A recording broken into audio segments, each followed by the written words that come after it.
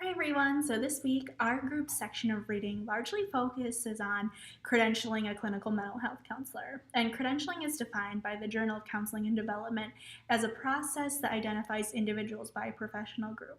And that's pretty broad. But the book goes on to break down credentialing into three separate methods for clinical and mental health counselors. The first method is through registry, and essentially that's just filling out some paperwork, sending in a payment, and that's it. It's the most time efficient method, but it is least useful in regulating the field since pretty much anyone can fill out paperwork and send in some money. Certification is the second method, and that is gained by after a counselor meets certain requirements set by a professional group. In our field, the National Board for Certified Counselors is one of the larger agencies that does provide certification for clinical mental health counselors. And you can become NCC certified after completing 48 hours of KCREP accredited coursework, 3,000 hours of clinical field experience, in addition to some other things as well.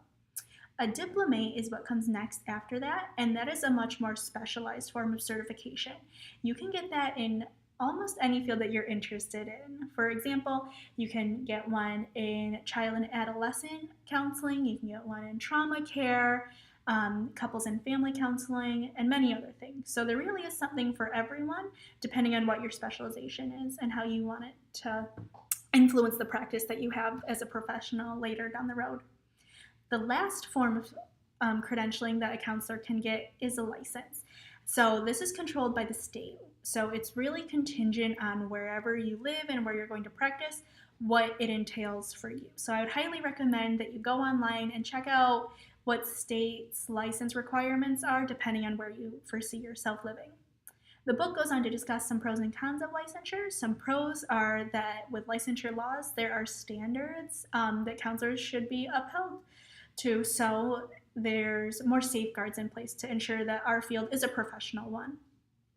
Some cons is that once the standards are in place, they are kind of difficult to change. And as our clients change with the world, those standards are going to have to change too. And sometimes that is difficult to get them to move when you need them to.